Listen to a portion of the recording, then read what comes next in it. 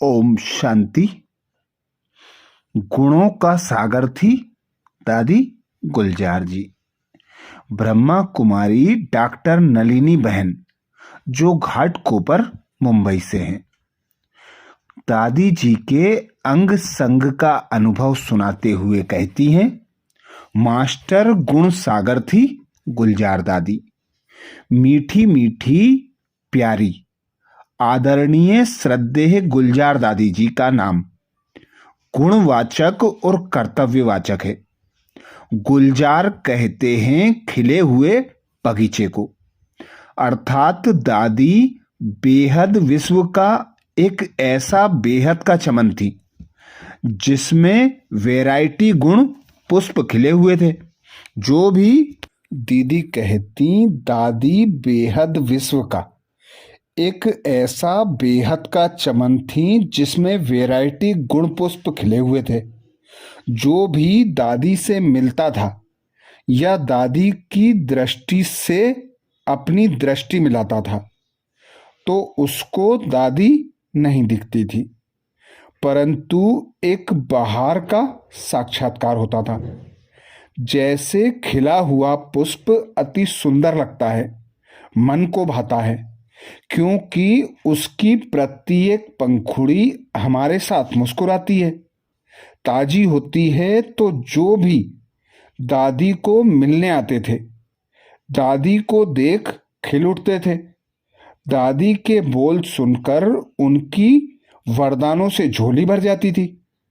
दादी की दृष्टि लेते लेते जैसे कि प्रभु की नजरों से निहाल हो जाते थे, क्योंकि दादी में विश्व पिता शिव बाबा व प्रजापिता ब्रह्मा बाबा की प्रवेशता थी, जो उनके द्वारा हम बच्चों को ज्ञान की मुरली सुनाते थे। हृदय मोहिनी, दिल को मोहने वाली। दादी का नाम हृदय मोहिनी, हृदय को मोहने वाली।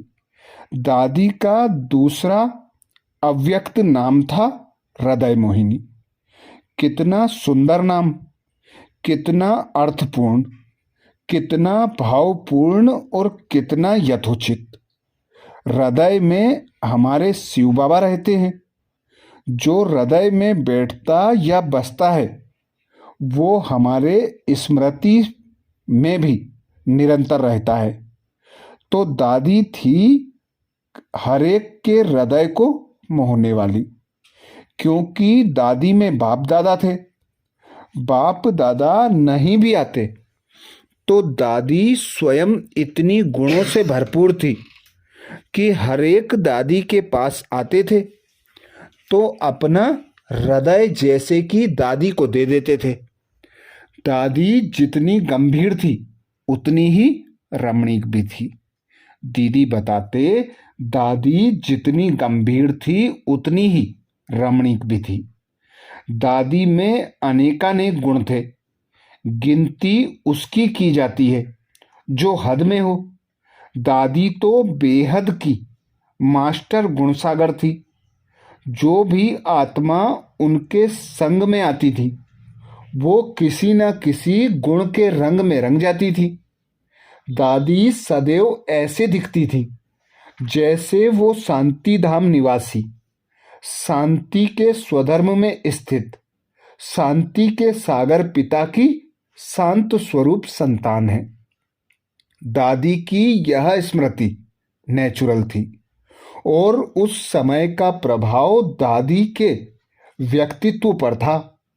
दादी की इस शांत व मीठे बाप दादा की याद की मुद्रा में जो आकर्षण था, कोई भी उससे अछूता रह नहीं सकता था। दादी से जो भी मिलता था, दादी उसको ऐसा अपनापन देती थी, इतना आत्मिक स्नेह देती थी जो वह बाबा का बन जाता था। हमारे लिए तो गुलजार दादी ही बाप दादा थी और बाप दादा ही गुलजार दादी। अव्यक्त बाप दादा कहने से प्यारी प्यारी गुलजार दादी की सुंदर सुहावनी हृदय को मोहने वाली मूरत दिखाई पड़ती है। दादी जितनी गंभीर थी उतनी ही रमणीक भी थी। दादी के पास हर गुण व शक्ति का बैलेंस था। कभी देखो तो जैसे न्यारी की न्यारी दिखे और फिर प्यारी की प्यारी दिखे। सदैव दादी सभी गुणों का वर्णन ही सुनाती। सदा स्वचिंतन में मगन दिखाई पड़ती। दादी प्रभु का सबूत थी। दादी का अस्तित्व जैसे कि प्रभु का अस्तित्व था। दीदी बताते, दादी का अस्तित्व जैसे प्रभु का अस्तित्व हो चुका था। दादी का व्यक्तित्व बाप दादा के व्यक्तित्व का साक्षात्कार कराता था। दीदी बताते, दादी की समाने की शक्ति जबरदस्त थी। दादी के अंदर सरलता थी। दादी का आकर्षण हर एक को रहता था कि हम दादी जी से बातें करें, अपनी दिल की बात दादी के पास रखें। अपने जो भी राज होते हैं, कोई कुकर्मों के राज, कोई भूलों के राज, कोई गलतियां जो किसी को वो सुना नहीं पाए, सुनाने की दिल होते भी समीप के प्रिय जन को भी नहीं सुना पाए, तो किसको सुनाएं, किससे क्षमा मांगे? तो वो फिर दादी के आगे आते थे, दादी को सुनाना चाहते थे, दादी के पास बैठते थे और उनका सुनाना स्वतः ही चालू हो जाता था। दादी इतने साक्षी भाव से सुनती थी जैसे कि वो स्वयं नहीं सुन रही हैं, बल्कि बाप दादा सुन रहे हैं। कईयों की भूलों की कहानियां, महापाप की कहानियां इतनी भयंकर भी हो सकती थी कि शायद मनुष्य आत्मा उनको सुन ना सके, समा ना सके, परंतु दादी की समाने की शक्ति जबरदस्त थी, जिसके कारण जो भी मिलने जाते थे तो वो अपने पाप कर्म या भूल बड़ी सरलता से उनके आगे रख देते थे। सुनने के पश्चात दादी उनको मीठे मीठे प्यारे प्यारे बाप दादा की ज्ञान की बातें सुनाती थी, जिससे उनकी रूह को राहत मिलती और आगे से वह भूल रिपीट ना हो, उसकी शक्ति मिल जाती थी। तो ऐसी हमारी दादी गुलजार जी थी, जिनमें समाने की जबरदस्त शक्ति थी, जो हर आत्मा के प्रति स्नेह रखती थी। जितनी गंभीर थी उतनी ही रमणीक थी, हर आत्मा के हृदय को मोहने वाली थी। तो ऐसी बाप दादा का स्वरूप बन चुकी दादी गुलजार जी, जिनके हम गुणों का मनन चिंतन कर, उन गुणों को स्वयं में धारण कर दादी के समान, बाप दादा के समान बन सकते हैं। ब्रह्मा कुमार विनायक जो सोलार प्लांट शांतिवन में हैं, वे दादी जी के अंग संग का अनुभव बताते हुए कहते हैं, दादी गुलजार जी चैतन्य वंडर ऑफ दी वर्ल्ड थी। मेरा परम सौभाग्य है कि मुझे दिल्ली के पांडव भवन में सेवा करने का मौका मिला। 3 महीने ORC में सेवा करने के बाद मुझे पांडव भवन जाने का आदेश मिला था। प्राण प्यारे बाप दादा का रथ आदरणीय दादी गुलजार जी जहां रहते थे, उस स्थान पर सेवा करने जा रहा हूं, इस बात की मुझे अपार खुशी हो रही थी। भाई विनायक बताते हैं, शांति धाम से आई हुई शांति दूत की भाषणा होती थी। दादी जी से शांति धाम से आए हुई कोई शांति दूत है, ऐसी भाषणा होती थी। दादी गुलजार जी मधुबन में काफी समय ठहरने के बाद दिल्ली आए थे। उनके स्वागत के लिए हम एयरपोर्ट गए थे। बाप दादा की पदरामणि के समय दादी जी को मधुबन में दूर से स्टेज पर देखा करते थे। रूबरू मिलने का सुअवसर नहीं मिला था। जैसे ही दादी सामने आई तो उस भव्य चैतन्य मूर्ति से हम नजर हटा ही नहीं सके। दादी सबसे मिल रही थी, सबको दृष्टि दे रही थी, हाल चाल पूछ रही थी, सुन और सुना रही थी, शांति और प्रेम की किरणें दे रही थी। पर स्थिति इस जमीन से जुड़ी हुई नहीं, बिल्कुल न्यारी थी। सुनते हुए ना सुनो, देखते हुए ना देखो, बोलते हुए ना बोलो, इस महावाक्य का प्रत्यक्ष प्रमाण दादी दिखाई दे रही थी। 3-4 दिन दादी जी के संपर्क में रहते हुए एक बात स्पष्ट हुई कि मृत्यु लोक में रहते हुए भी दादी जी इस लोक के नहीं हैं, बल्कि परलोक से अवतरित बहुत ही विशेष आत्मा हैं। जैसे राजदूत रहते हैं अन्य देशों में, लेकिन उनका आहार विहार वेशभूषा भाषा व व्यवहार वैसे ही होते हैं जैसे अपने देश में होते हैं। वे अन्य देशों में अपने देश की संस्कृति का प्रदर्शन करने वाले प्रतिनिधि होते हैं। वैसे ही शांत व स्थिर अवस्था, शीतल बोलचाल, सादगी सरलता आदि से दादी जी शांति धाम से धरती पर अवतरित शांति दूत की भाषणा देती थी। ब्रह्मा कुमार विनायक भाई बताते हैं, निर्विघ्न पुरुषार्थ का रास्ता खोल दिया दादी जी ने। जब दादी जी से पहली बार मिला तो उनका पहला प्रश्न एक महावाक्य के रूप में था। उन्होंने पूछा, अपना पुरुषार्थ और अपनी सेवा, इन दोनों बातों के अलावा अन्य बातों में जाते तो नहीं हो ना? मैंने बोला, नहीं दादी। दादी जी ने 2 बार कहा, पक्का पक्का। उसके बाद मुस्कुराते हुए टोली अर्थात प्रसाद दी। दादी के उस प्रश्न ने एक तेजोमय प्रकाश का काम किया, क्योंकि बहुत समय से मैं कई प्रश्नों के उत्तर ढूंढ रहा था कि मन बुद्धि को सदा निर्विघ्न कैसे रखें, साक्षी स्थिति में कैसे रहें, निरंतर स्वदर्शन चक्रधारी कैसे बने, आदि आदि कई प्रश्न थे।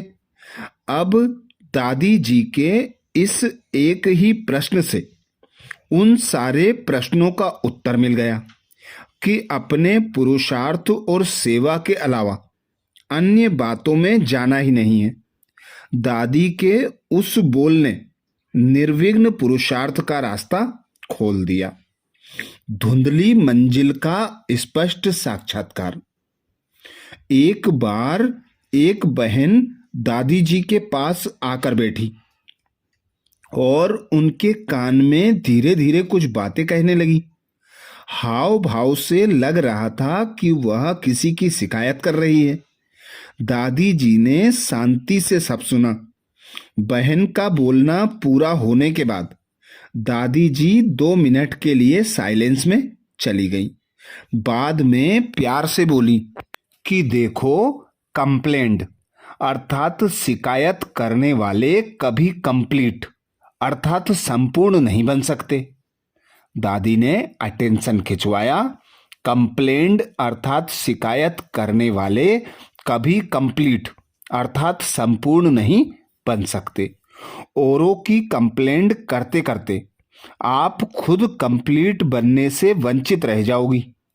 उसके परिवर्तन की जिम्मेवारी स्वयं भगवान ने उठाई है। इसलिए आप अपने पुरुषार्थ और परिवर्तन पर ध्यान दो।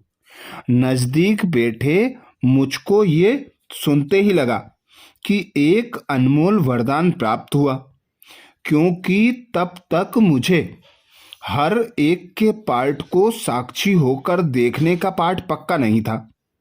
नजर पुराने भाई बहनों की छोटी मोटी गलतियों पर जाती थी। क्षमा तो लेते थे, पर अंदर प्रश्न सताता था कि अब तक बदलाव क्यों नहीं दिख रहा है।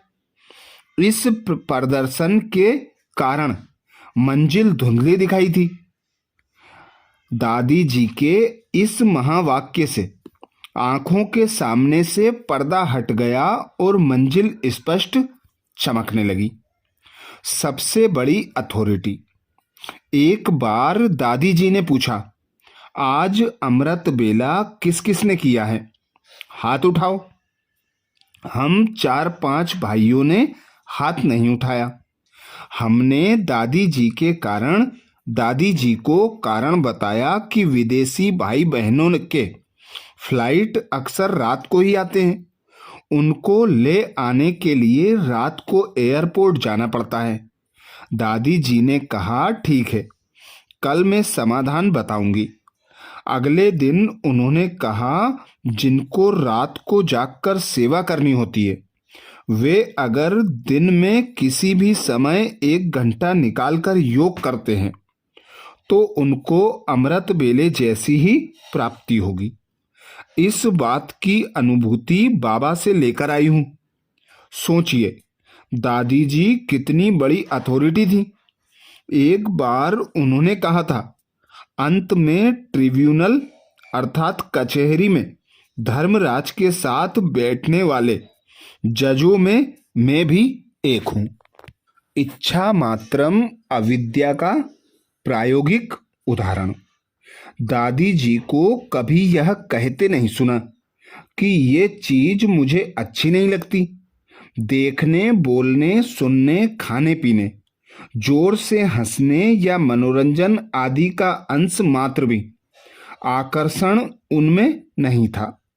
बाबा को ही देखें, उनका ही सुने, उनकी ही मुरली सुनाएं, उनकी ही याद में खाएं पिएं, उनके ज्ञान रत्नों से खेलें, उनकी याद की गहराइयों में समा जाएं। यही दादी के लिए मनोरंजन था। इच्छा किसको कहते हैं यह पता ही नहीं। इस बात की प्रायोगिक उदाहरण दादी जी थी। अभिमान तो दूर की बात है, भान तक नहीं था दादी जी को। कुछ आत्माओं को पूजा पाठ का, किसी को साधना का, किसी को वेद शास्त्रों का, किसी को चमत्कारिक शक्तियों का, ऐसे कई तरह के मिथ्या अभिमान रहते हैं। लेकिन बहुत ही आश्चर्य की बात है, दादी गुलजार जी, जिनके तन में स्वयं शिव भगवान अवतरित होते थे, जो प्रसिद्ध यादगार अर्धनारेश्वर का वास्तविक साकार रूप थी, उनको उस बात का अभिमान तो छोड़िए, भान तक नहीं था कि मैं भगवान का रथ हूं। मैं और मेरे पन से वे सदा न्यारे रहते थे। भविष्य को जीवन मुक्त अवस्था क्या है, उसका उदाहरण दादी जी थे, जिन्होंने भी उनको नजदीक से देखा है। सबका यही कहना है कि दादी जी एक चैतन्य, वंडर ऑफ वर्ल्ड थे। जो असंभव है उसके बारे में स्पष्ट सावधानी। कई पुरुषार्थियों के मन में किसी कोने में यह आस रहती है कि फलानी समस्या समाधान में बदल जाए, परिस्थितियां टल जाएं या सेवा साथी का स्वभाव बदल जाए तो मैं आगे बढ़ सकूं। लेकिन दादी जी एक स्पष्ट सावधानी सभी को देती थी कि कुछ भी बदलने वाला नहीं है, बल्कि हर कदम हमें खुद ही बदलना होगा। कलयुग का अंतिम समय है। जो भी बातें सामने हैं वे और भी बिगड़ती जाने वाली हैं, न कि सुधरने वाली। अगर उनके बदलने की आस रखकर बैठेंगे तो न आस पूरी होगी, न हमारा परिवर्तन होगा। इसलिए मन बुद्धि को स्व परिवर्तन पर एकाग्र करना बहुत जरूरी है। दादी जी का यह महावाक्य एक रूहानी अस्त्र है जो मन की सारी उलझनों को सेकंड में समाप्त कर डालता है। अच्छा, तो ऐसी थी हमारी दादी गुलजार, जो वंडर ऑफ वर्ल्ड थी, जो व्यक्त होते भी अव्यक्त फरिश्ताई स्वरूप का साक्षात्कार कराती थी। अंतर्मुखी रहकर, हर बातों को साक्षी होकर सुनकर सभी को परमात्म मिलन का अनुभव कराती थी। हर समस्या का समाधान स्वरूप ऐसी दादी गुलजार जी के हम विशेष पुण्य स्मृति दिवस पर उनकी विशेषताएं, उनके गुणों का मनन चिंतन कर दादी के समान बनने का पुरुषार्थ कर सकते हैं। अच्छा, ओम शांति।